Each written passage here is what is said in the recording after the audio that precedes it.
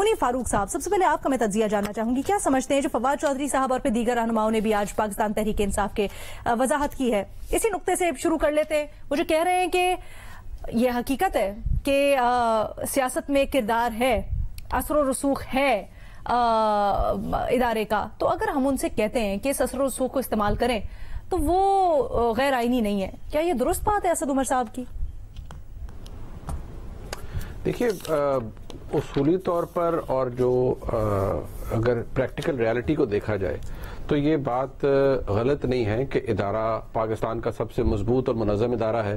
اس ادارے کا اثر و رسوخ اور طاقت اپنی جگہ موجود ہے اور رہے گی، اس سے تو کوئی انکار نہیں کر سکتا، لیکن ادارے سے اثر و رسوخ استعمال کرنے کے لیے نہیں یا کوئی اچھا کام کرنے کے لیے نہیں کہا جا رہا تھا، اس سے یہ کہا جا رہا تھا کہ ایک حکومت ہے، کیونکہ عادت ہمیں پڑی ہوئی ہے، لہٰذا آپ جو فیسلٹی ہمیں پہلے بھی پرووائڈ کرتے رہے ہمارے اتحادیوں کو اکٹھا رکھنے کی، ہماری حکومت کو چلانے کی، کیونکہ بقول فواد چودھری صاحب کے آؤٹ سورس کیا ہوا تھا سب کچھ، تو وہ خدمات ہمارے لیے مزید سر انجام دیں۔ اس وقت پی ڈی ایم کی حکومت بے شک ایک غیر مقبول یا کمزور حکومت ہے، اس کو ذرا گردن سے پکڑیے اور ہماری منشا اور ہماری خواہش کے مطابق انہیں مجبور کیجئے کہ وہ الیکشن فوری طور پر کال کریں۔ ویسے تو آج جو D G I S P R اور D G I S I کی پریس کانفرنس کے بعد کم از کم آج تحریک انصاف کی قیادت کو منہ نہیں دکھانا چاہیے تھا، کیونکہ ان کے پاس دکھانے کے لیے کچھ بچا نہیں ہے، اس لیے کہ میرے خیال میں اتنی بری طرح کوئی سیاسی طور پر ایکسپوز بڑے عرصے بعد ہوا ہے، اور جو D G I S I کی پریزنس تھی وہ ایک انپریسیڈنٹڈ پریس کانفرنس تھی۔ ارشد شریف صاحب کا بے ایمانہ قتل اور اس سے ریلیٹڈ باتیں، وہ تو دیکھیے ان کا کوئی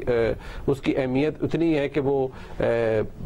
کچھ باتیں ہیں، لیکن ان کا بھی پروف ہمارے سامنے نہیں ہے، لہٰذا میں اس حوالے سے بات نہیں کروں گا۔ میں بات کروں گا جہاں سے یہ سلسلہ شروع ہوا، یعنی سائفر کی 2 نمبری سے،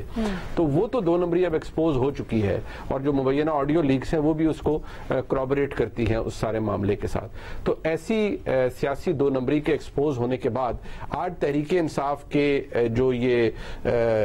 مختلف شخصیات ہیں، ان کے پاس لوگوں کو دکھانے کے لیے تو کچھ بھی نہیں ہے۔ ہاں، آپ ڈھیٹ بن کے بیٹھ جائیں اور ایک ڈھیٹ قسم کی اسمائل اپنے چہرے پر رکھ لیں اور لوگوں کو کہیں کہ ہاں ہمیں تو کوئی فرق نہیں پڑتا، یا اس میں کون سی غیرانی بات ہوگی۔ شرم کا مقام ہے آپ کے لیے، آپ کی قیادت کے لیے، اور آپ تمام لوگوں کے لیے جنہوں نے اس جھوٹ کو نہ صرف